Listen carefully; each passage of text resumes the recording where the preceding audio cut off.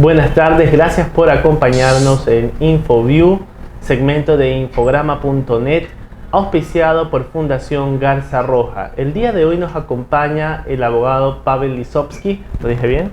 Sí, por eso. Un abogado que ha tocado unos temas muy interesantes. Es un tema de investigación, si no me equivoco, el tema de las cárceles del país, el tema de las penas. Y yo recuerdo, antes de hacerte la pregunta que te quiero hacer, obviamente sobre la violencia en las cárceles, yo recuerdo haber estado en Lima, Perú, hace algunos años y haber visto un segmento de la revista del Poder Judicial. Tienen una revista para el Poder Judicial en Perú, donde abordaban ya el tema, hace unos 6-7 años, el tema de la naturaleza de las penas. Si conviene a veces la prisión, si no conviene, en qué casos sí, en qué casos no.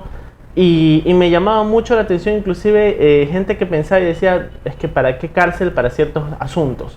Y en otros sí. Entonces, con esta duda y con el tema de tu investigación sobre las penas y cómo reformar el sistema carcelario del país, primero quisiera, por favor, que nos hagas una breve descripción desde tu punto de vista de lo que pasó en las cárceles del país. Este amotinamiento bien coordinado y masivo. Bueno, Fernando, antes que nada, pues quiero agradecerte grandemente por haberme invitado a compartir el día de hoy pues contigo, con nuestra audiencia, los resultados de más o menos la investigación preliminar que estoy llevando a cabo pues sobre la naturaleza de la infracción penal, las reformas posibles que deberían introducirse a criterio mío dentro de nuestro sistema penal. Y en base a lo que tú me has preguntado, pues yo como opinión personal te podría decir que las actuaciones coordinadas, como tú bien lo has señalado, masivas, que han dejado un saldo de 80 vidas perdidas en varios centros de rehabilitación social, ubicados en varias regiones del país, nos han dejado como lección que el sistema carcelario es deficiente.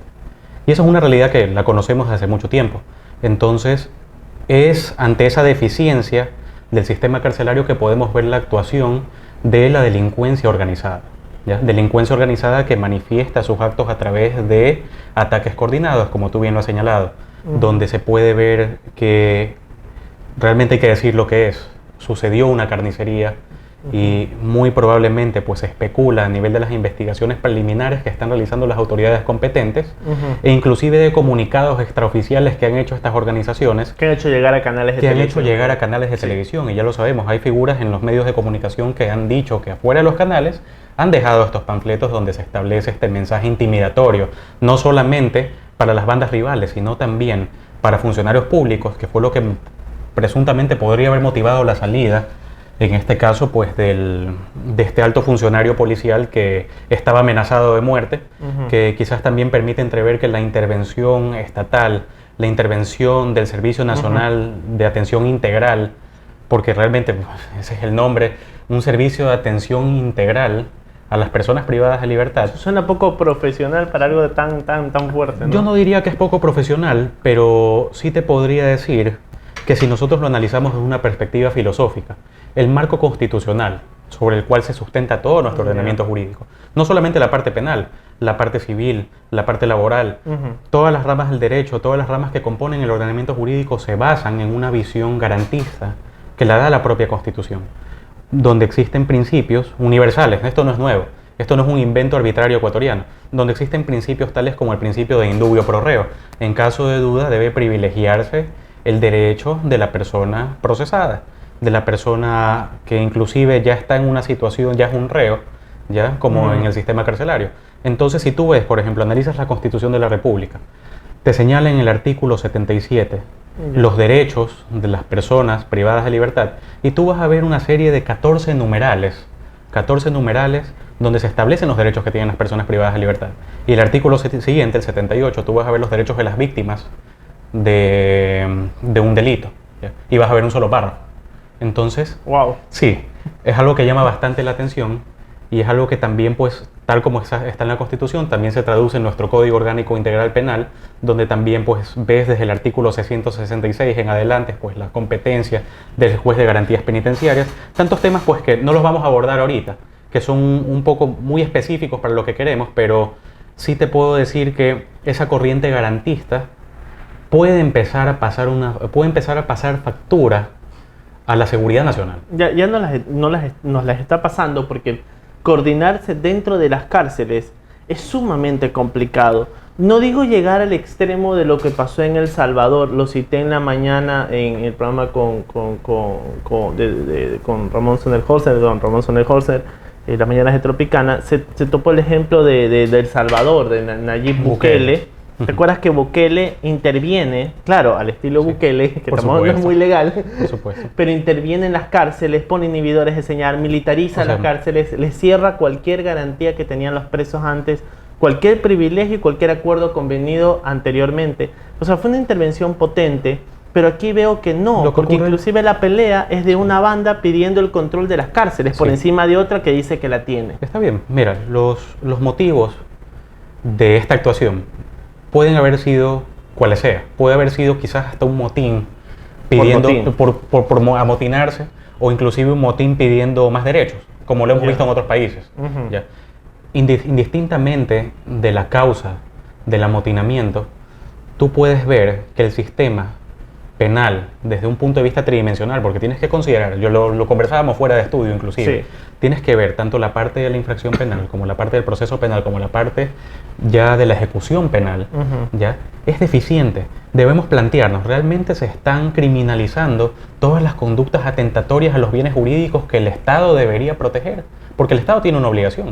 La misma Constitución de la República, cuanto más el propio ordenamiento jurídico, la ley penal, que es el Código Orgánico Integral Penal, ya protegen o tienen la misión no solamente de regular el poder punitivo del Estado, sino de garantizar la protección de los bienes jurídicos tutelados. Por ejemplo, vemos videos de este amotinamiento donde tienes un grupo de personas, presidiarios, gente que tiene sus derechos civiles suspendidos, ¿ya? Que están políticos suspendidos. Los tienes dentro de un espacio donde viven en un hacinamiento, donde no viven una rehabilitación real, donde su estilo de vida es un estilo de vida abocado a la delincuencia organizada. Y se ha acelerado todo. Exacto, se ha acelerado todo. Entonces, si tú permites la operación de una banda delictiva, ¿ya? Dentro de un sistema de rehabilitación social, en primer lugar, no podría seguirle llamando un sistema de rehabilitación social. No podría seguir diciendo que el motivo de la pena, claro, que el motivo de la pena vendría a ser la rehabilitación o la reinserción del individuo en sociedad, que es lo que establece la Constitución.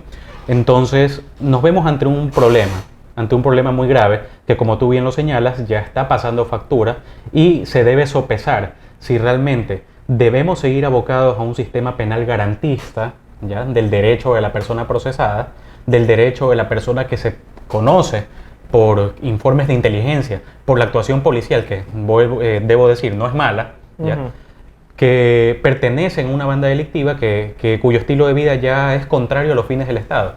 Entonces, tienes eso, y por un lado tienes corrientes de pensamiento penal, como lo que decía el profesor Gunther Jacobs en los años 70, sobre el derecho penal del enemigo, donde tú tienes una organización delictiva, y de hecho esa corriente filosófica nace a raíz de los problemas de seguridad global que existían a raíz del terrorismo.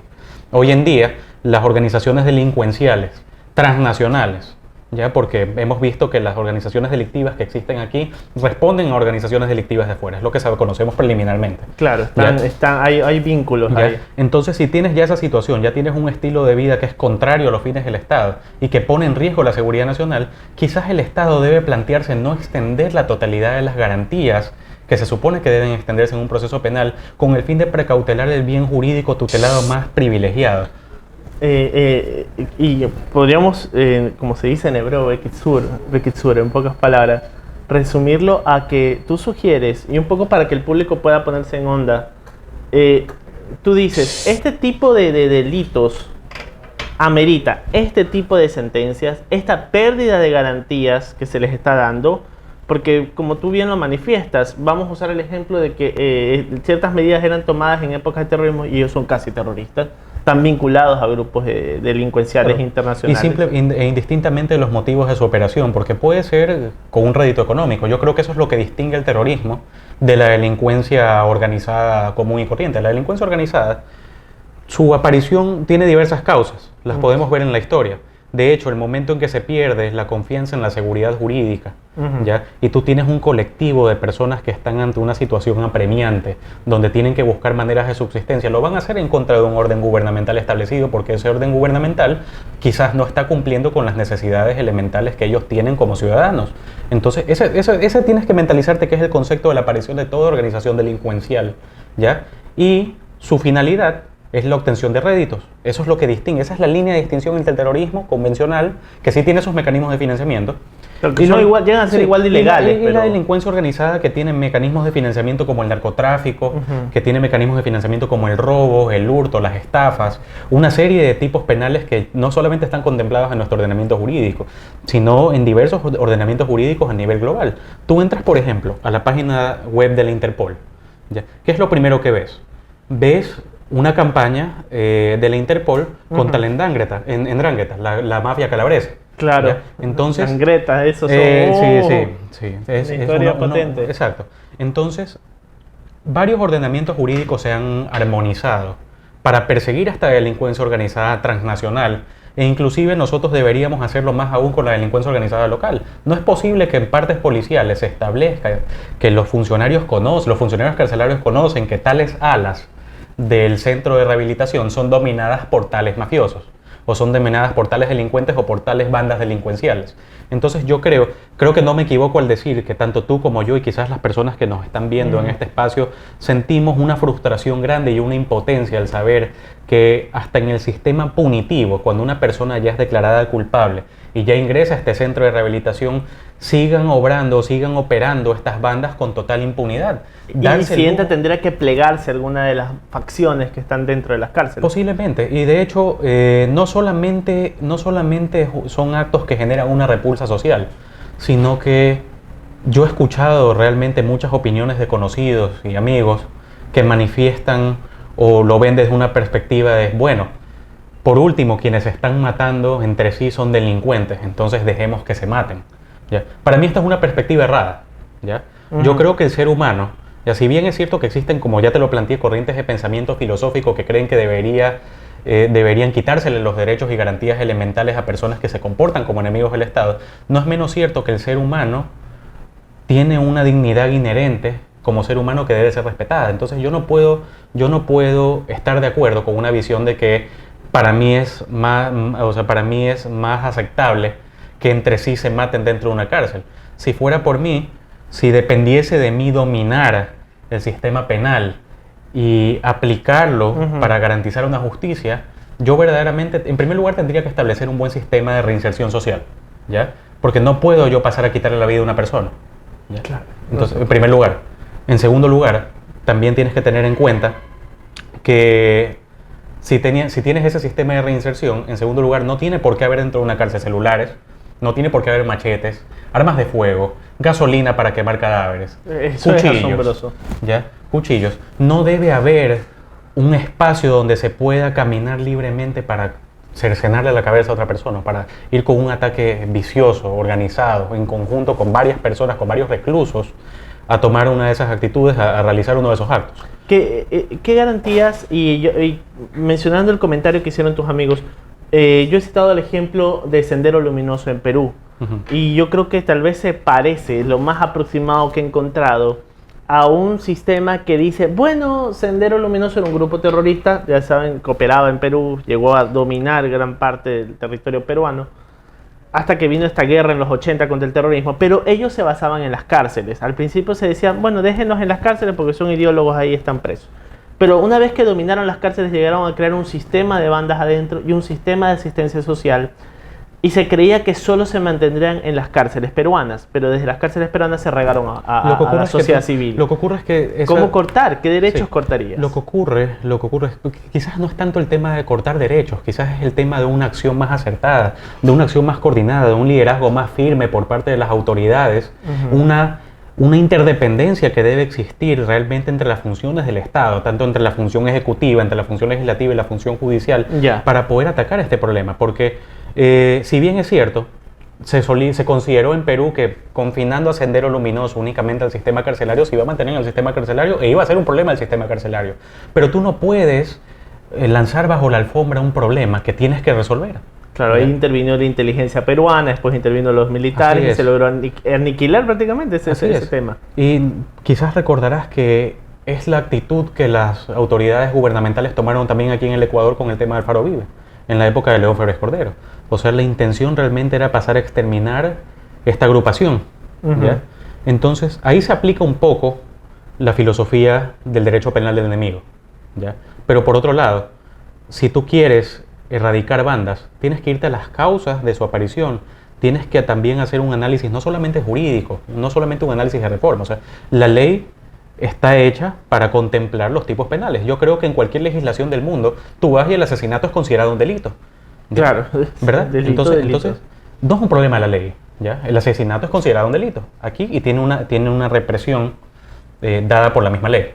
¿Ya? ¿Qué puede motivar a un ser humano a sabiendas de que su actuación es ilegal, de que su actuación le va a generar una repercusión jurídica que lo va a coartar de su libertad, que es una de las cosas más preciadas que tiene el ser humano, ¿ya? ¿Y qué lo puede llevar a jurar tal lealtad a una organización delincuencial para poner en riesgo su propia seguridad, su propia vida, su propia libertad? Una, si el sistema no estuviera, el sistema gubernamental no trabajara de manera interdependiente, porque ese es un problema. Y dos, si es que pudiera encontrar las mismas oportunidades y quizás con un trabajo psicológico profundo se lograra determinar estas causas y tratar de corregirlas. Pero en el caso de que una persona ya abocada a este estilo de vida delincuencial no enmiende su manera de ser, porque el sistema carcelario no es garantía de que nadie va a volver a delinquir. No, y sabemos que es lo contrario. O sea, sabemos que realmente hay mucha gente que entra a las cárceles y salen más delincuentes de lo que entraron. ¿Ya? Es una realidad inalienable. O sea, quizás me apresuro un poco a aseverarlo de manera categórica, pero hay que decirlo, porque son las realidades que vivimos. Entonces, por un lado, tenemos la inacción de las autoridades gubernamentales. ¿Ya? Si las autoridades gubernamentales aplicaran la ley como se debe aplicar, no habrían 10 presidiarios con hachas, machetes, motosierras, cuchillos dentro de la cárcel. Es inaudito, no es tiene inaudito, sentido. es inverosímil. Y un sistema de comunicación interno. Exacto. Yo creo, y lo pueden tener el sistema de comunicación interno, pero el ser humano es susceptible de corromperse. ¿Ya? El guía penitenciario es susceptible de corromperse, como cualquier ser humano, pero si tú no tienes un sistema que disuada a la persona de incurrir en eso, que no motive al ser humano a incurrir en actuaciones delincuenciales organizadas, sino que puede depositar su confianza en el Estado, en que el Estado lo va a ayudar a solventar sus necesidades básicas, dándole un sistema donde hay oportunidades iguales para todos. ¿Ya? No existirían esta clase de cosas, no habría la necesidad, y ahí sí podrías tener todo el derecho del mundo para considerar que la existencia de una organización delincuencial es o debe catalogarse como una enemistad directa hacia el Estado, y ahí podrías tener el derecho moral como Estado de quitar cualquier derecho que quieras, hasta el derecho a la vida, por más radical que suene. Porque si yo veo que alguien está matando a mi hermano, que alguien está matando a mis tíos, que alguien está matando a mi vecino, ¿ya? Yo sé que la persona que los está matando está empeñando su propia vida porque puedo llegar yo y lo mato también para defender un bien jurídico. Claro. Entonces, y existe una legítima defensa, porque existe proporcionalidad, y el Estado actúa también, o debería actuar con esa proporcionalidad, versus estas organizaciones delincuenciales que nos acechan y nos asedian. ¿Ya? Entonces yo creo que no me equivoco al decir que tanto tú como yo, como la gente que nos está viendo, están hartos de esta situación, están hartos de una falta de liderazgo, están hartos de que la red de corrupción se extienda hasta las propias autoridades. Y debilitó al Estado. Exacto. Lo debilitó. El Estado ya es débil. Es un Estado débil. Es un Estado débil. No ha destacado en ningún área, al menos en los últimos meses. Así es, y me gustaría aseverar que la Constitución de la República establece en su artículo primero que el Ecuador es un Estado de justicia y derechos. ¿Ya? Esto no es una afirmación arbitraria, no es un invento que se me ocurrió poner en la Constitución para que suene bonito. O sea, si yo catalogo a un Estado como un Estado de derechos, yo entiendo naturalmente que es un Estado donde ante cualquier cosa privilegia la supremacía de la Constitución de la República y privilegia el respeto al ordenamiento jurídico. Y el ordenamiento jurídico tiene que ser coercible, ¿ya? Tiene que disuadir la comisión de malos actos y tiene que ayudar a resarcir el derecho vulnerado de la víctima, ¿ya? Y hay situaciones en las que filosóficamente no es posible, o realmente no es posible el resarcimiento. Por ejemplo, te pongo un ejemplo muy simple. Alguien viene y te quita la vida, ¿ya? ¿Existe manera de resarcir ¿Existe manera de reponer al estado anterior al cometimiento del delito la situación que se mantenía vigente, que era que tú estuvieras con vida? No, porque de la muerte no hay vuelta atrás, ¿ya? Y sin embargo, el poder punitivo del Estado, manifestado a través de la estructura penal, tiene que buscar la manera de resarcir ese bien jurídico vulnerado, aplicando una pena, ¿ya? Por eso es que la pena no solamente va abocada hacia la reinserción. Quien diga eso está diciendo un absurdo. Realmente el Estado castiga, realmente el sistema penal tiene como finalidad no reinsertar, tiene como finalidad castigar, ¿ya? Claro, hay casos en que suenan como que quieren, vamos a rehabilitar. No, hay casos que sí ya meritan un encierro, inclusive yo diría ya una pena. No tenemos pena de muerte, pero hay delitos que sí ya meritan eso, porque se ve, muchos estados tienen esta figura de la imposibilidad de rehabilitación de un individuo. Así es. Y estamos hablando y de un no lo concepto, tenemos nosotros. Y estamos hablando de un concepto muy real, ¿ya? Yo creo que si hay un individuo que registra 20, 30 detenciones, que cumple penas, sale, sigue delinquiendo, ¿ya? Yo creo que debe existir un límite legalmente establecido, moralmente establecido. O sea, la gente ya está cansada de esta reiteración en la delincuencia. Tú ves todos los días que la policía hace un buen trabajo, detienen un delincuente, este delincuente registra 20 detenciones adicionales, pasa una investigación de la fiscalía y vuelve otra vez. ¿Ya? Suponiendo que la fiscalía proponga un dictamen acusatorio, porque es el procedimiento penal, y no se extenga a acusar como hemos visto en varios casos, ¿ya? Y llega un juez de garantías penales, y este juez de garantías penales califica preliminarmente el juicio y lo manda al tribunal para el juzgamiento. El tribunal lo absuelve, dicta un auto de sobreseimiento. ¿Y qué haces ahí? Y ese delincuente que tiene 20 detenciones vuelve a salir. Y estamos hablando de que el juez o el fiscal, como servidores públicos, no están simplemente abocados a un tema administrativo, sino que son funcionarios judiciales, que su capacidad va más allá inclusive de lo que podría ser concebido para un funcionario cualquiera de la función ejecutiva, ¿ya? Sin desmerecerlos, obviamente, pero ya es un trabajo mucho más especial. Entonces, definitivamente, sí debe considerarse una imposibilidad de rehabilitación en casos excepcionales y en casos de organización delincuencial que utilicen la violencia para el cumplimiento de sus fines. Deben tratárselos como enemigos del Estado. Exactamente. ¿Ya? Es como que tú digas que el ejemplo más cercano que tenemos, la FARC en Colombia, ¿ya? Es un grupo terrorista. No hay más vueltas que dar, es un grupo terrorista. Tú los trates como un delincuente común que robó por hambre en la calle, que sigue cometiendo un delito, pero no está en la misma jerarquía de la banda que roba para financiar una actividad terrorista. O que se vale del terrorismo, del miedo que generan en la población civil para cumplir un fin. Porque yo te voy a hacer una pregunta. ¿Cuál es para ti la similitud que existe entre la amenaza de violencia y la ley? ¿Le ves alguna semejanza? Sí la tiene. Sí. Sí la tiene en su base más fundamental. Porque la amenaza de violencia y la ley tienen la característica común de que hacen coercible una voluntad, ¿ya? Y al hacer coercible una voluntad, se impone por sobre el resto de voluntades colectivas o individuales. Cuando tú legislas, tú sabes que todo cambio en la legislación genera resistencia. Eso es una ley de la vida. Todo cambio genera resistencia. Ya. Tú sabes que la ley, el momento que la promulgas, va a afectar a un porcentaje de la población. Y aquí está lo que te quiero hacer ver. ¿La ley debe afectar a la mayoría de la población o debe afectar a esa minoría delincuencial que vulnera, que amenaza con vulnerar los derechos de la población civil en general? Estas leyes tienen que ir hacia el sector que delinque y que comete esa falta. Así es. Debe afectar. Y debe hacerlo con mano dura. Con mano dura. Yo creo que le falta visión al Estado. Hay países que tienen esta legislación tienen legislaciones antiterroristas, tienen este tema penas capitales. Sí. Y les va bien, porque al menos logran reprimir y evitar la organización de estas bandas. Pero yo creo Esperemos que funcione esto en el país. Yo creo que en nuestro país, me atrevería a decir, quizás voy a sonar muy radical, pero creo que existe una falta de voluntad del legislativo. Por ejemplo, recientemente, en febrero, de hecho hace unos días, se promulgó una reforma al Código Orgánico Integral Penal, ¿ya? Una reforma donde se proponía la criminalización o el aumento de la pena de varios delitos, de cohecho, de aplicación de sistemas anticorrupción. ¿Cuál fue la motivación del legislador para proponer? que era una condición que establecía el FMI para hacer su desembolso.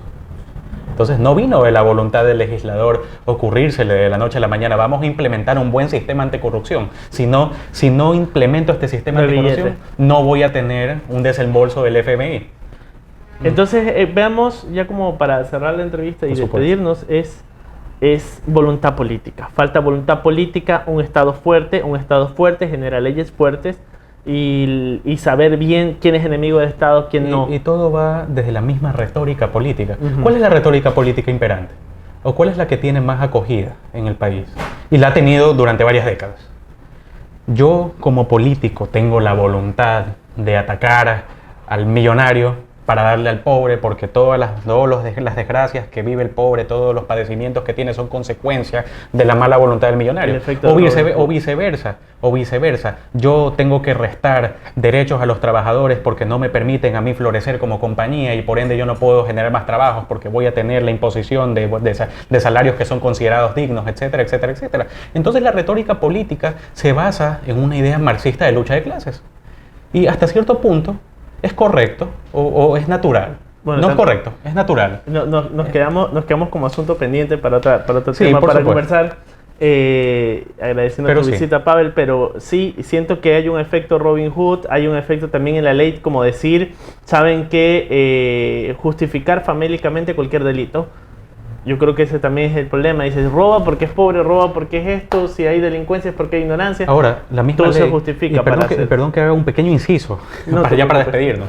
Pero es verdad que el propio COIP, el propio Código Orgánico Integral Penal y muchas legislaciones penales a nivel global consideran que una situación apremiante puede ser un eximente de antijuridicidad de la conducta cuando existe un delito. Si yo arriesgaba morir a manos de alguien que me estaba pegando, y yo le metí un puñete y lo maté. Defensa propia, pero también hay un eximente de esa responsabilidad porque yo para tutelar mi propio bien jurídico, que es la vida, mi integridad personal, tuve que tomar esa acción de autodefensa. Entonces el Estado puede ejercer acciones de fuerza para defenderse. Pero asumo que esto ya quedaremos pendiente para otro momento. Pero ha sido muy interesante el tema. Gracias, Pavel, por acompañarnos. Les invito a todos a ver y a reproducir esta entrevista. Esto fue auspiciado por Garza Roja, este segmento InfoView. Nos acompañó el día de hoy Pavel Lisovsky y ya hicimos un análisis muy interesante, por cierto, te agradezco mucho, sobre esta necesario ajustar el cinturón, volverse más fuerte del Estado, un Estado débil, con leyes débiles, sin capacidad de acción y sin voluntad política para ejercer fuerza hacia los delitos que atentan contra la seguridad del Estado, que lo que podemos verlo de este lado como delitos que atentan a la seguridad del Estado, generan el caos que estamos viendo ahora en las cárceles del país y tal vez, espero no, en las calles. Así que un abrazo, gracias a todos por acompañarnos. Gracias a ti, Fernando. Gracias.